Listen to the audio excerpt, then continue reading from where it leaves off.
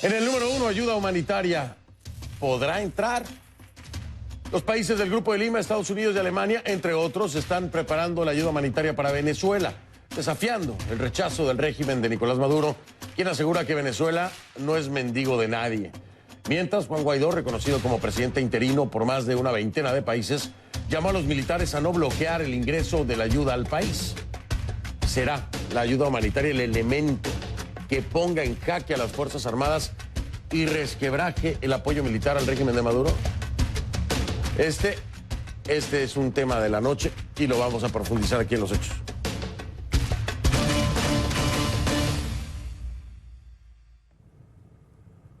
Les pido que a partir de ese momento me acompañen utilizando la etiqueta numeral Concluayuda VZLA de Venezuela. Ahí está en pantalla, Concluayuda VZLA, obviamente en referencia a la ayuda humanitaria.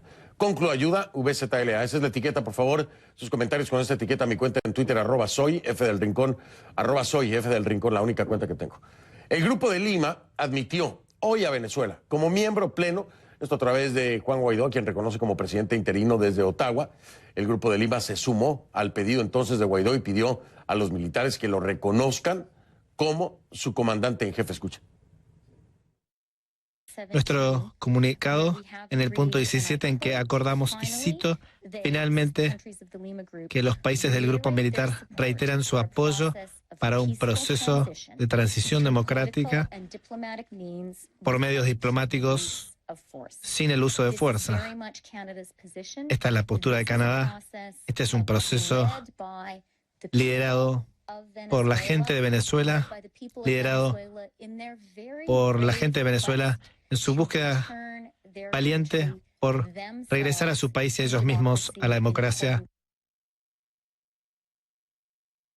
Y hacemos un llamado a todos los países de la comunidad internacional para que se sumen a este esfuerzo, que es un esfuerzo realmente de solidaridad y es un esfuerzo que va a apuntar a un objetivo básico: ayudar al pueblo venezolano. Además, le pedimos a las Fuerzas Armadas Nacionales de Venezuela para que apoyen y permitan el ingreso de ayuda internacional. Esto es fundamental para que ella pueda ser posible. Y este lunes la Unión Europea dio un espaldarazo a Juan Guaidó. 19 países emitieron una declaración conjunta donde lo reconocen como presidente encargado de Venezuela. Esta declaración eleva a 41 el número de países que ya reconoce a Juan Guaidó como presidente interino. Nicolás Maduro, por su parte, cuenta con el apoyo de al menos una decena de países. Vamos a repasar la distribución. Hay que estarla actualizando, obviamente. Mire usted, los países en amarillo son los que reconocen a Juan Guaidó como presidente encargado. Estamos hablando de Argentina, Brasil, Canadá, Colombia, Costa Rica, Chile, Ecuador, Guatemala, Honduras, Panamá, Perú, Estados Unidos, Australia, Israel, Dinamarca, Albania, Marruecos, Islandia, Georgia, Paraguay, Kosovo, Alemania, Portugal, Luxemburgo, Finlandia, Bélgica, República Checa, Letonia, Lituania y Estonia. Además, Austria, Polonia, Francia, España, Reino Unido, Holanda, Hungría, Suecia, Croacia, Macedonia y Ucrania. Todos los amarillos, todos los amarillos. Estamos hablando de que estos países juntos combinan más de 1.200 millones de habitantes. Ahora, los países que apoyan a Maduro están en color rojo, rojito, ¿no? Estos serían Rusia, China, Cuba, Bolivia, Nicaragua, Turquía, Irán, Namibia, Corea del Norte, Siria, Sudáfrica, El Salvador, Zambia y Guinea Ecuatorial, Benín, Mozambique, Surinam, Laos y Dominica. También hay países que han decidido mantener posturas, dicen, neutrales. Así les dicen, ¿no? Así los definen como neutrales. Estos están designados en pantalla en color azul. Sí, ahí está Uruguay, por supuesto, México, Italia, Grecia, Noruega, India y el Vaticano. Ahora, entre los países que apoyan y reconocen a Juan Guaidó como presidente encargado, hay 3 que ya han ofrecido aportes millonarios en insumos y ayuda humanitaria. Estados Unidos, ¿no? Fue el primero que definió cifra, dispuso $20 millones. Ahora, este lunes, Canadá anunció otro fondo de $53 millones canadienses, que son unos $40 millones estadounidenses, pues, ¿no? Está hablando como de 80 ya, ahí con esos dos. Y Alemania autorizó 5 millones de euros, unos 5,7 millones de dólares aproximadamente. Ahí está ya el dinero para la ayuda humanitaria, ¿no? Ahí está. La pregunta ahora es, ¿cómo va a entrar esta ayuda a Venezuela? ¿Cómo va a entrar o si va a poder entrar, ¿no? Dice Key, voy contigo allá a Atlanta, al Centro Mundial de Noticias, pero Key, decía Maduro el día de hoy, Venezuela no es mendigo de nadie, ¿no? En un claro rechazo a todo esto. Y el tema es que pues se ha pedido por parte de Guaidó que sean los militares quienes acompañen la entrada y que permitan la entrada, pero parece que hay otros escenarios mucho más complicados, ¿no? ¿Cómo estás, Key? Te saludo. Hola, Fernando, así es. Fíjate que la Asamblea Nacional de Venezuela, que sabemos es de contundente mayoría opositora, anunció el domingo que el primer cargamento de ayuda humanitaria que envía a Estados Unidos entrará a Bogotá este lunes y de allí sería transportado a la ciudad de Cúcuta, que es un punto fronterizo entre Venezuela y Colombia. La información también fue confirmada por Estados Unidos. Mark Green, que es el administrador de USAID, publicó fotografías de este cargamento y dijo que se había reunido con representantes del gobierno interino, de este gobierno paralelo de Juan Guaidó, para coordinar esa entrega. Pero, ¿qué pasa cuando esta ayuda llegue a la frontera? En Cúcuta se van a formar centros de acopio para coordinar la distribución. Sin embargo, no está claro cuáles serán los puntos de entrada hacia el territorio venezolano. Nuestras fuentes nos indican que podría ser por medio de San Antonio del Táchira, que es una ciudad cercana a Cúcuta del lado venezolano, pero no podemos confirmar esa información por ahora. Una vez que la carga esté localizada, Juan Guaidó, que como decías tú ha sido reconocido por más de 40 países como presidente encargado de Venezuela, convocará una concentración para que sea el pueblo entonces quienes acompañen la entrada de insumos, formen parte de este cordón humanitario y también ayuden a resguardar este recorrido. Este punto va a ser el obstáculo más difícil porque ya serán los militares venezolanos, dependerá de ellos el ingreso de los insumos a Venezuela, un país inmerso en una profunda crisis humanitaria donde, según datos oficiales, hay entre 250.000 y 300.000 personas en riesgo inmediato de muerte. Nicolás Maduro, por su parte, dijo este lunes que nada ni nadie entrará a Venezuela. Escuchemos. Por redes sociales, que ya nos invadieron, que están entrando por Cúcuta. ¿Ah? Van a entrar por Cúcuta, ni van a entrar ni por 1000 Cúcuta. O es que el país no tiene quien lo defienda, digo yo. O es que no tenemos una fuerza armada con suficiente capacidad para defender a Venezuela. Aquí en Venezuela no va a entrar nadie, nadie, se los aseguro. Ni un soldado invasor, venga de donde venga. Así se los aseguro, como comandante en jefe. Guaidó tiene otra esperanza. Él está abogando por la clemencia de los militares venezolanos para que entiendan, dijo, que no se trata de un tema político, sino de un tema humanitario. En su cuenta en Twitter más temprano dijo, hago un llamado a nuestra Fuerza Armada. En pocos días tendrán la oportunidad de decidir si están del lado de alguien que cada vez está más solo, en referencia a Nicolás Maduro, o si acompañarán a los cientos de miles de venezolanos que necesitan alimentos, insumos y medicinas. Guaidó también dijo tener información de que el régimen de Nicolás Maduro estaría estudiando robar este cargamento. Escuchemos. También recibimos la información del círculo cercano del alto mando que ya no están evaluando si dejarla entrar o no, sino que cómo nos la roban, ¿no? Entonces, eso lo esperamos, obviamente, ¿no? Pero es interesante que el dilema ya llegó hasta allá. Ya si entra o no entra, ya pareciera que van a permitir eso, pero entonces van a secuestrarlo para distribuirlo a través de los clubs. CNN no puede confirmar esta información de forma independiente y nuestras llamadas al Palacio de Miraflores no fueron atendidas. Pero sin duda, el primer envío de ayuda humanitaria a Venezuela será un instrumento que va a permitir medir esa lealtad de las Fuerzas Armadas hacia Nicolás Maduro. Como sabemos, Guaidó, la oposición venezolana y varios desertores militares argumentan que el descontento castrense es generalizado, pero que por temor a represalia no se pronuncian. Entonces, la llegada de esta ayuda, Fernando, podría poner esta hipótesis a prueba. No, sin duda alguna se va a poner a prueba la hipótesis que pero Hay muchos escenarios posibles ahí. No quiero adelantar, pero finalmente la ayuda humanitaria tendrá que encontrar un camino para llegar. Y todos estos países que reconocen a Juan Guaidó como presidente encargado del país, que están colaborando, Canadá, Estados Unidos, Alemania, que están poniendo dinero para que se logre esto, la colaboración del Estado colombiano, del gobierno del presidente Duque, con el afán de que llegue esto para todos estos venezolanos que lo necesitan. Si encuentran un bloqueo, habrá una reacción en torno a esto. ¿Cuál es esa reacción? No puedo anticiparme, ¿no? Pero Trump lo decía el fin de semana. El tema militar está en la mesa ya. O sea, ya no dijo todas las opciones, no, ya dijo directamente, el tema militar está en la mesa, está pensado. Y eso puede ocurrir también. No lo sabemos. Kay, muchas gracias, mi Kay. Gracias, Fernando. Buenas noches. Gracias a ti, buenas noches. Kay Guerrero, en vivo desde Atlanta. La encuentra en Twitter como @KGuerreroCNN, @KGuerreroCNN. Hay otras cosas muy interesantes sobre este tema, ¿no? Por ejemplo, ¿qué delitos se pueden estar cometiendo si se niega precisamente la ayuda humanitaria? ¿No? Personas que dependen de la misma para sobrevivir. Ya olvídese usted de que si es para comer o no.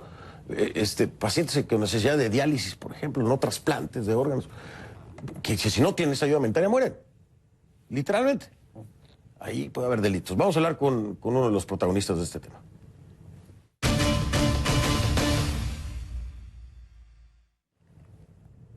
Le doy la bienvenida a Miguel Ángel Martín, es el presidente del Tribunal Supremo de Justicia de Venezuela en el exilio. Y mil gracias por estar aquí, bienvenido. Gracias, Fernando, por esta invitación. Oiga, este tema es muy importante, de alguna forma nos ven en Venezuela siempre. Y estoy seguro que habrá militares que están viendo esto.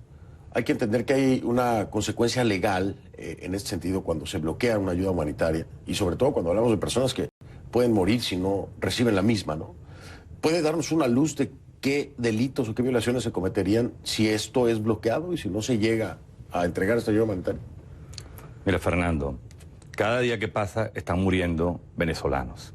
Existe una crisis social y una crisis humanitaria en la cual nosotros, como tribunal, declaramos hace varios meses la emergencia humanitaria y la necesaria ayuda e intervención humanitaria de los países amantes de la paz. Hoy en día ya están dadas todas las condiciones, como hemos podido ver, desde el punto de vista legal, desde el punto de vista del derecho internacional público y desde el punto de vista del derecho constitucional, bajo el principio de deber de proteger. Nosotros como tribunal amparamos la intervención humanitaria para que entre la comida y entren las medicinas y podamos nosotros ir recuperando la salud de los venezolanos. Si se impide la entrada de los alimentos o la entrada de las medicinas, se estaría cometiendo delitos graves de derechos humanos y posibles delitos de lesa humanidad, que pueden ser objeto de denuncia ante las cortes internacionales y ser juzgados por nosotros una vez que restablezcamos el Estado de Derecho en Venezuela. Es muy importante entender que aquí, en el medio de todo esto, y esto es un escenario que me voy a inventar ahora, ¿no? Pero está una ley de amnistía ofrecida precisamente por Juan Guaidó. Si se cometen crímenes de lesa humanidad o violaciones de derechos humanos por no permitir la entrada de esta ayuda humanitaria, y en el futuro, parte de los elementos de las Fuerzas Armadas, que impidieron, si llegara a ser así, la entrada de la ayuda humanitaria, se acogen a esta ley de amnistía, ¿son aceptados? Nuestra Constitución y la mayoría de los convenios internacionales, y Venezuela es signataria de las convenciones y tratados internacionales, establece claramente que todos los delitos de lesa humanidad y las graves violaciones de derechos humanos no están sujetos ni a amnistía ni a indulto. La Asamblea Nacional, dentro del contexto de la norma constitucional, tiene la facultad de decretar amnistía, hecho que no ha ocurrido. Lo que hay es una oferta que entra dentro de una retórica política, de alguna manera para convencer a los funcionarios militares que tomen la decisión que deben tomar y ponerse del lado de nuestro pueblo y del lado de la Constitución. Ahora, la Constitución claramente establece el deber de todo ciudadano investido o no de autoridad para hacer todo lo necesario para restablecer la vigencia de la Constitución y el regreso de la normalidad en Venezuela. Por lo tanto, los funcionarios militares, y le habla al ejército venezolano, forjadores de libertad, de libertades, que se ponga del lado de la Constitución, que se ponga del lado del pueblo venezolano, que ya basta porque se está muriendo la gente en Venezuela y no podemos seguir nosotros con una retórica ni con una discusión, sino que tenemos que pasar a la fase de los hechos y los acontecimientos para lograr la solución de nuestros problemas. Y ellos deben hacer un papel importante y son un papel importante para recobrar la tranquilidad de nuestro país. Estarían actuando dentro del marco constitucional, cumpliendo su deber constitucional, solo con dejar de acompañar a la persona y a los colaboradores que vienen usurpando los cargos en Venezuela. Ahora, es muy importante hacer entender aquí que cuando se habla de crímenes de lesa humanidad, estos no prescriben. Los crímenes de lesa humanidad están ahí perennemente hasta que muera la persona, pero estarían vigentes. Si se llega a este escenario, cuando ocurre algo así como el bloqueo de entrada de ayuda humanitaria, ¿quiénes son los culpables? ¿Estamos hablando de los altos mandos de la Fuerza Armada Nacional Bolivariana o el pelotón también? Es decir, ¿cómo podemos distinguir hacia dónde la justicia apunta cuando ocurre algo así? Porque finalmente un bajo mando responde a las órdenes del alto mando. ¿Se toma el conjunto en su totalidad o cómo se define la responsabilidad legal de quienes participen en un bloqueo de ayuda humanitaria? El deber de obediencia que tienen los funcionarios militares y los funcionarios de seguridad del Estado llegan precisamente basado dentro de los límites de la Constitución. El comandante general de las Fuerzas Armadas, que es la persona que establece y da los órdenes de acuerdo al mayor rango constitucional, y el alto mando militar, y así como cada uno de la tropa profesional a través de su comandante, tienen el deber de cumplir las órdenes del comandante general de la Fuerza Armada, que hoy en día es el presidente encargado, el diputado Juan Guaidó, y no el señor Nicolás Maduro Moro, quien viene usurpando funciones.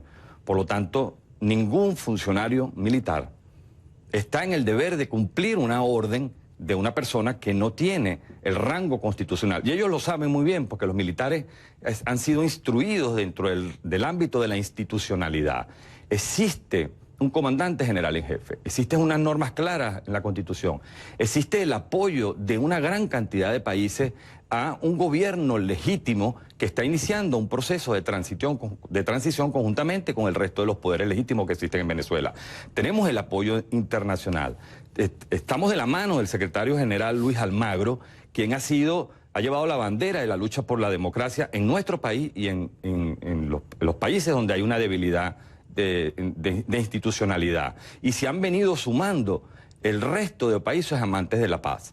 Yo creo que están toda la situación dada perfectamente para que los militares se aparten al señor Maduro, permitan el ingreso de la ayuda humanitaria, estarían cumpliendo con su deber, se ponen del lado del pueblo. Se está muriendo la gente, Fernando, y no podemos seguir en estas circunstancias. Lo sé, es una realidad. Yo a veces no estoy seguro si la comunidad internacional entiende la gravedad de lo que pasa en Venezuela, pero yo quiero aquí hacer una reflexión o compartir algo que seguramente usted lo vive también todos los días. Quienes estamos muy involucrados, nosotros como periodistas, el tema de Venezuela, a mí me llega cualquier cantidad de mensajes pidiendo hacer cadenas y retuitear la necesidad de medicamentos para personas enfermas de cáncer, para personas que necesitan diálisis, para trasplantes de riñón. Pues medicinas que se van a morir si no las tienen. Tristemente me ha tocado ver la consecuencia de algunas de esas cadenas donde el medicamento no llegó a tiempo y murió. En el ámbito de la legislación internacional hay una palabra muy fuerte, que es el genocidio, ¿verdad? Cuando es sistemático. El genocidio tiene una particularidad, es sistemático y contra un grupo de personas. Es el asesinato sistemático o el intento de desaparecer a un grupo de personas. Y yo a veces pienso y digo, lo que pasa en Venezuela, ¿qué es? Puede ser un genocidio lo que está pasando en Venezuela, porque el grupo específico son venezolanos.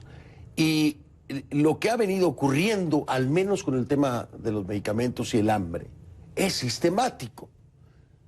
Entonces, a ver si me puede ayudar a entenderlo, si esto es o no, o puede ser o no un genocidio, es decir, dentro de la letra cabría la definición para el caso de Venezuela, pero no sé en la legalidad y en la interpretación. Me dice después de la pausa, ¿le parece? ¿Cómo no? Sí. Una pregunta fuerte, pero es una reflexión, todos los días lo pienso, ¿no? Uno que lee historia dice, espérame, pero estas son las características de un genocidio, entonces, ¿cómo que ajusta esto? ¿Será un genocidio lo que pasa en Venezuela? Yo no lo sé, yo lo pregunto. Regreso con Miguel Ángel Martínez, presidente del Tribunal Supremo de Justicia de Venezuela, en el exilio. Sus comentarios en facebook.com/conclusionescnn, facebook.com/conclusionescnn. Ahí hay contenidos de programas anteriores de conclusiones, por si usted los quiere consultar. Por supuesto, y donde está la mano con el dedo pulgar hacia arriba, se hace like, se suma, se hace clic, se suma, y a nosotros nos gusta. Concluayuda VZLA, esa es la etiqueta que estamos utilizando, el hashtag Concluayuda VZLA. Sus comentarios, por favor, con esta etiqueta, mi cuenta en Twitter, @soy F del Rincón, @soy F del Rincón. Ya regresamos con Venezuela. La ayuda humanitaria podrá entrar. Más adelante vamos a hablar también con Julio Borges, embajador de Juan Guaidó en el Grupo de Lima, que ya fue aceptado como tal, por el Grupo de Lima, ya formalmente. El regreso de Venezuela o la entrada de Venezuela al Grupo de Lima. Más adelante.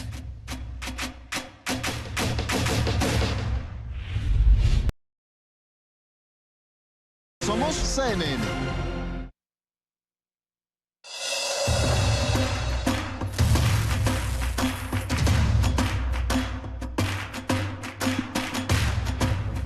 Continuamos con Miguel Ángel Martín, presidente del Tribunal Supremo de Justicia de Venezuela en el exilio. Oiga, les preguntaba yo lo del genocidio. A ver, dígame, ¿podría o no podría ser lo que pasa en Venezuela un genocidio? Tú comentabas primero si la comunidad internacional entendía lo que pasaba en Venezuela. Sí lo entiende la comunidad internacional. La comunidad internacional ha estado informada de diferentes maneras. Ustedes en la prensa, nosotros en el Tribunal Supremo de Justicia hemos mantenido contacto con las cancillerías y con los países amantes de la paz y hemos venido informando a cada uno de las circunstancias y el histórico de caos que se ha producido en Venezuela. Nosotros hemos venido realizando un estudio a conciencia y hemos venido declarando en algunas de nuestras decisiones, primero la declaración de un Estado fallido, en donde no hay acceso a la justicia. Declaramos, por ejemplo, la emergencia humanitaria, porque no hay posibilidades de vida tranquila, de bienestar en Venezuela, tanto en alimentos como en salud. Ahora, también hemos detectado que existe un crimen organizado. El hecho de que el narcotráfico actúe a sus anchas en Venezuela y el territorio de Venezuela transita y funciona el narcotráfico como una empresa a la par del Estado, por eso es que se habla de que hay un narcoestado. Encontramos también grupos guerrilleros como la FARC, el ELN y el Hezbollah, que también están haciendo vida dentro de mi país.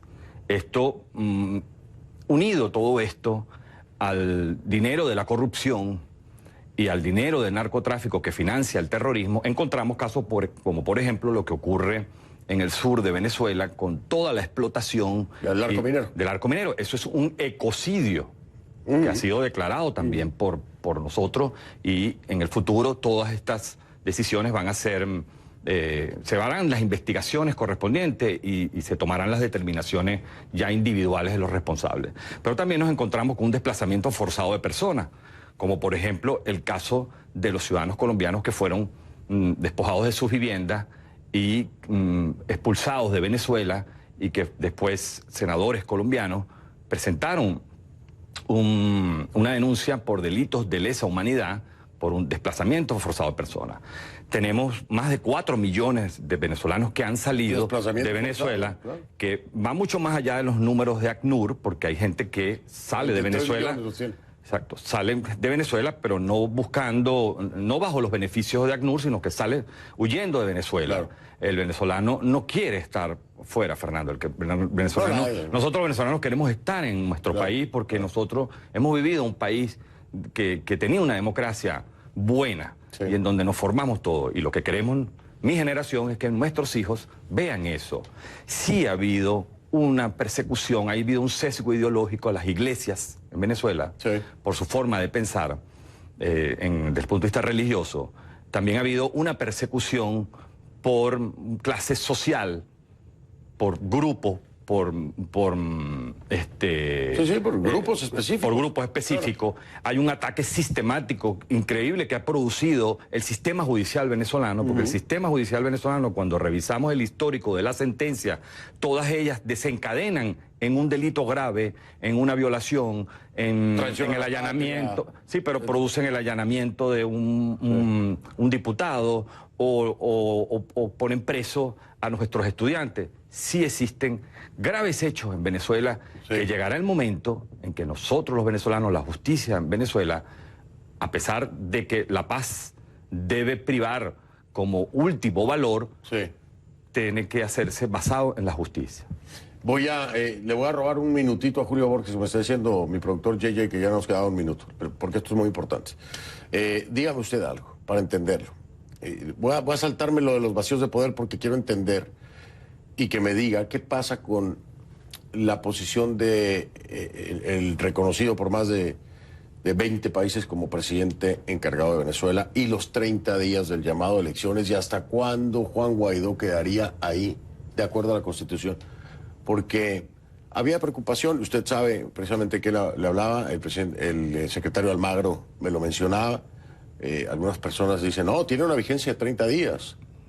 Y bueno, vamos a aclararlo, ¿le parece? La vigencia de Juan Guaidó, ¿hasta cuándo es? Y si es necesario llamar a elecciones inmediatamente o tiene hasta antes de 30 días, ese mecanismo, definirlo para que podamos explicarlo desde un punto de vista del Tribunal Supremo. Sí.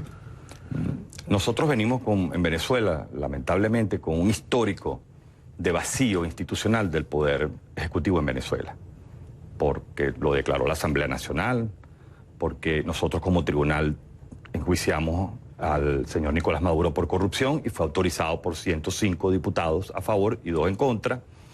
Declaramos la destitución del señor Maduro e invitamos a la Asamblea Nacional en su momento a llenar el vacío institucional de poder. Una vez que asume la presidencia de la Asamblea Nacional el diputado Juan Guaidó, volvimos nuevamente a solicitarle que asumiera la presidencia de la República encargada, tal como lo establece el artículo 233 de nuestra Constitución. Con valentía lo asumió. El 23 de enero vimos todos cómo frente a la directiva de la Asamblea Nacional, ante un pueblo llamado por la vía del cabildo, que es un método de participación del pueblo en el ejercicio de su soberanía, tal como lo establece el artículo 70 de la Constitución, él prestó juramento de ley. Él no se autoproclamó. No es correcto decir que se autoproclamó. Él se juramentó ante la ley, así lo reconocemos todos los venezolanos, así lo reconoció el Tribunal Supremo de Justicia, así lo han reconocido todos los países que, como tú bien ya lo mencionaste, han reconocido la interinidad y la encargaduría del presidente de la Asamblea Nacional como presidente de la República. Ahora, nuestra Constitución establece claramente en el artículo 233, que es la que se aplica a esta circunstancia de vacío institucional del Poder Ejecutivo, por las causas que ya hemos mencionado, y que incluye también el vencimiento del periodo presidencial que venció el día 9 de enero, porque el día 10 tendríamos que tener un presidente electo, y no lo tenemos, hasta el día de hoy tampoco lo tenemos. La Constitución claramente establece en su artículo 233 que mientras se elige un presidente de la República, el presidente de la Asamblea Nacional se encarga de la presidencia. Ahora, ahí queda claro. Ahí queda claro. La vigencia está clara. Hasta que no haya un presidente electo. El presidente Guaidó debe mantenerse en la presidencia de la República, primero para lograr el cese de la usurpación, segundo para trabajar la ayuda humanitaria para Venezuela conjuntamente con la Asamblea Nacional, con el Tribunal Supremo de Justicia y con todos los países que están ayudando a Venezuela a salir de esta crisis para hacer cesar toda esta anomalía y comencemos nosotros una transición en donde un presidente elegido por el pueblo haga los planes de transición y el futuro del país. El llamado a elecciones. Bueno, aquí ya queda claro. La primera aclaración que es sumamente importante para todos los venezolanos también es que la vigencia de la permanencia de Juan Guaidó, de acuerdo a la Constitución y como nos dice el magistrado, sería hasta que haya un presidente electo. Mientras no haya un presidente electo, la Constitución dice seguirá Juan Guaidó siendo el que asume las funciones del Ejecutivo. Ahora, el llamado a elecciones. ¿Cuándo hay un límite para hacerlo por parte de Guaidó? Sí. La Constitución establece en el 233 que dentro de los 30 días, después de asumido, de colmado el vacío de poder, deben celebrarse elecciones. Pero en Venezuela no existen condiciones para elecciones. Por lo tanto, la misma norma resuelve el problema cuando dice que mientras se elige a un presidente, el presidente de la Asamblea Nacional va a asumir la presidencia de la República. Lo que tenemos que hacer todos los ciudadanos, todos los poderes, la Asamblea Nacional, el Tribunal Supremo, el mismo presidente encargado de la República, es crear las condiciones para unas elecciones. Y la misma Constitución establece como competencia de la Asamblea Nacional, que ya lo ha venido abordando desde la semana pasada, la designación de los rectores. De un nuevo CNE. Exactamente. Y después la revisión del padrón electoral. Claro. Y también la revisión del sistema automatizado y el restablecimiento de toda la de todas las condiciones electorales. Y muy importante, la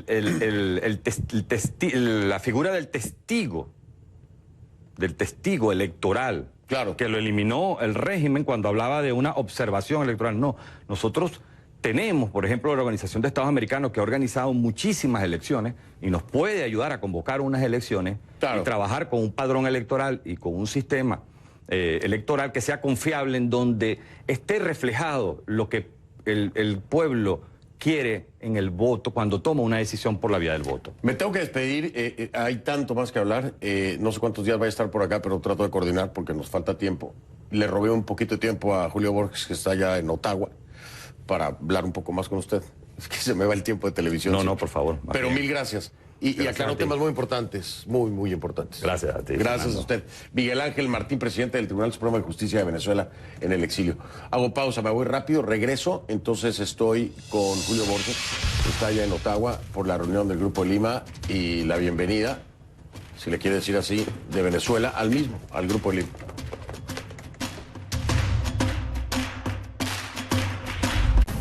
Esta noche.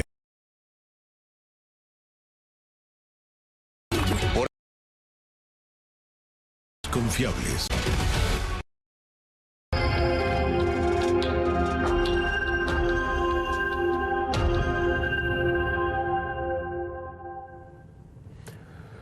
Me voy directamente y le doy la bienvenida, por supuesto, a Julio Borges, embajador de Juan Guaidó en el Grupo de Lima. Nos acompaña desde Ottawa, allá en Canadá. Julio, gracias por salir un momento en esta reunión que tienes precisamente con cancilleres. Buenas noches, bienvenido. Muchas gracias, Fernando. Un gran saludo a todos. Gracias por acompañarnos. Oye, a ver, cuéntame, para entender, ¿tu figura sería también como la de un canciller allí en el Grupo de Lima? Digo, ya dado que le han dado la bienvenida a Venezuela, vinculado obviamente con tu llegada, ¿tu figura es como la de un canciller o representante o qué es?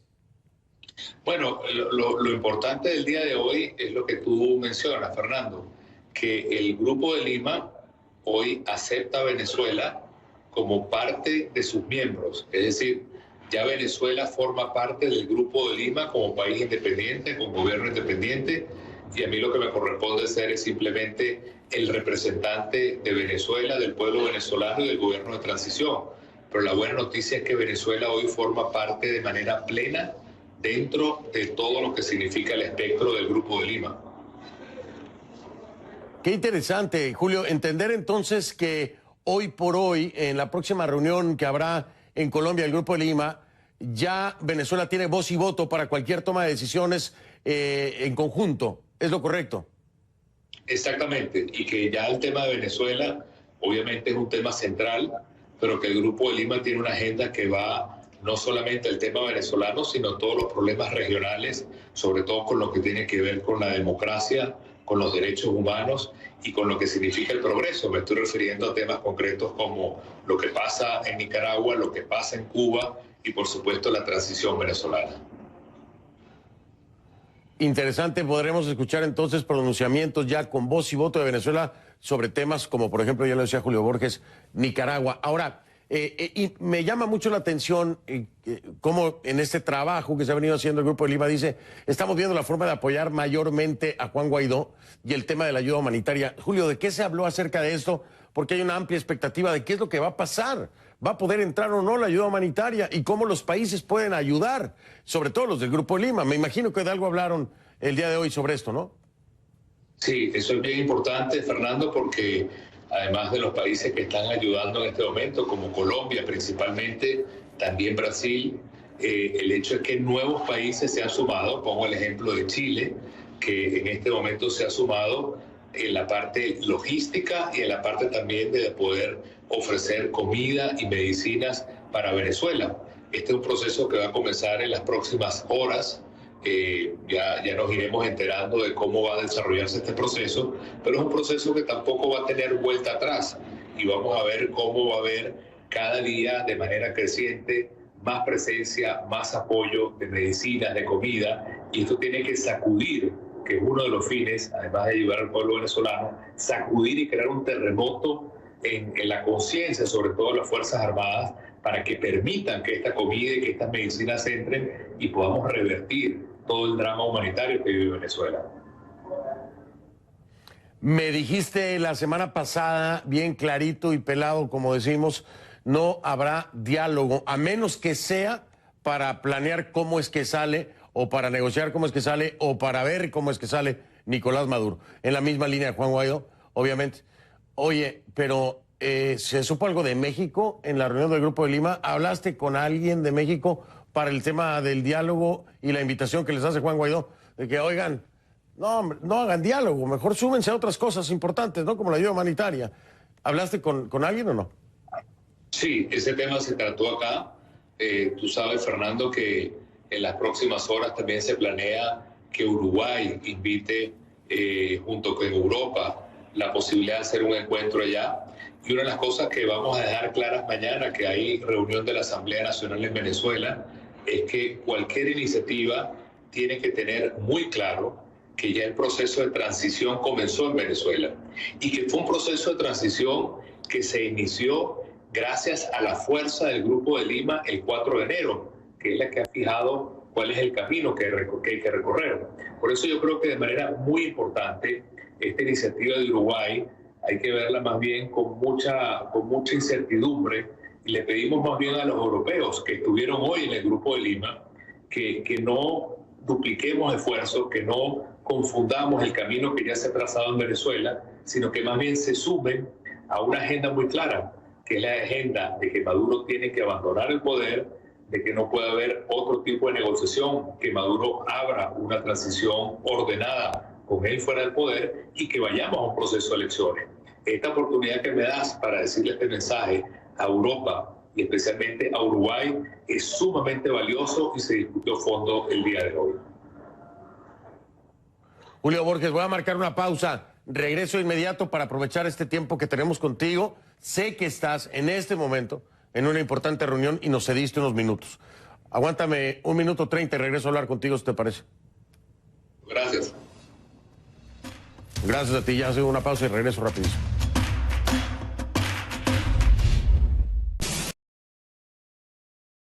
Welcome. Hola.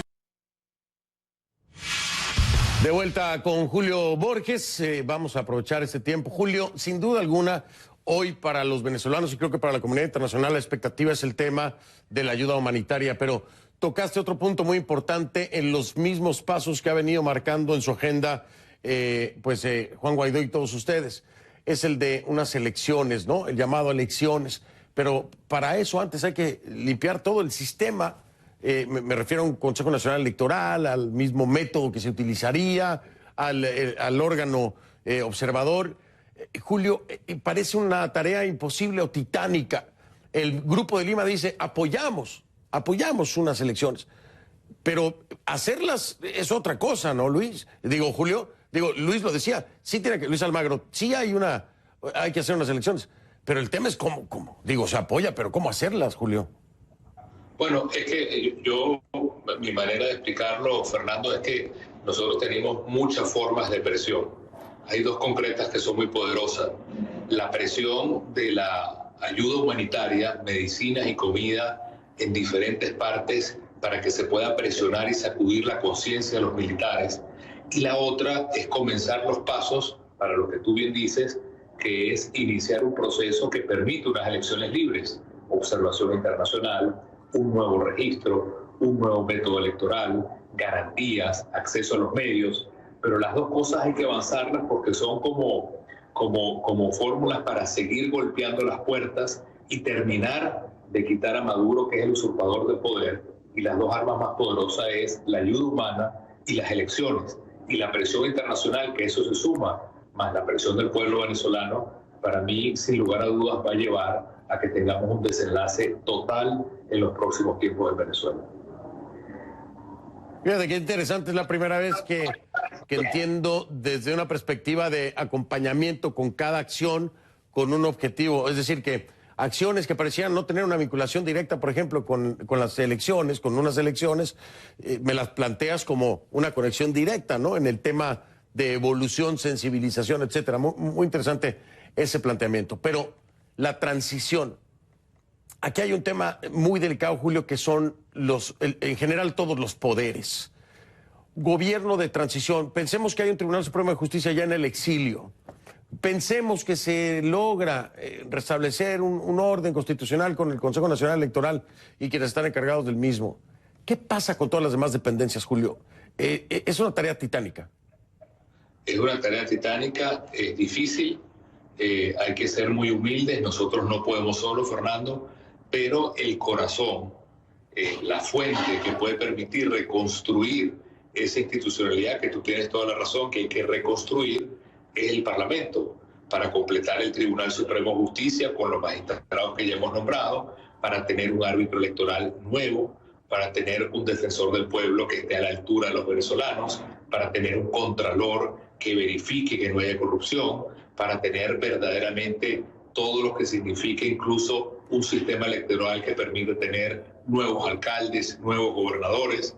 Va a ser un proceso difícil, pero yo creo que está muy bien apuntado, porque al final lo que significa es darle la palabra al pueblo venezolano y poder darle a ese poder, que es el que más importa en Venezuela, la oportunidad de elegir a lo que es un nuevo gobierno de unidad nacional, una vez que ya hemos transcurrido este gobierno de transición del presidente Juan Guaidó. Oye, finalmente, ya para no robarte más tiempo, me quedan 30 segundos. Julio, ¿cuándo creen que pase el tema de la ayuda humanitaria? ¿Será para este fin de semana o para la próxima semana, o no hay una fecha calculada específicamente?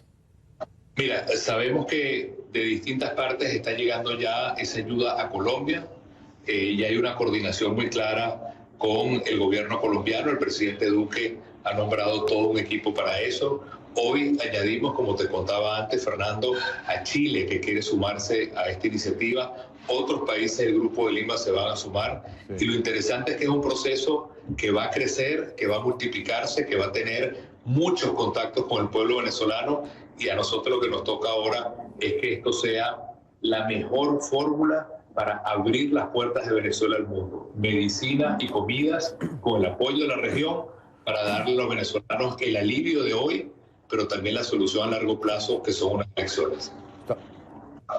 Muy pendientes estamos de eso, por supuesto. Julio Borges, mil gracias, Julio, por este espacio que nos das en una noche tan ocupada. Saludos allá en Canadá, muy amable. Muchas gracias, saludos a todos. Gracias, era Julio Borges, embajador de Juan Guaidó en el Grupo de Lima. A una pausa y regreso.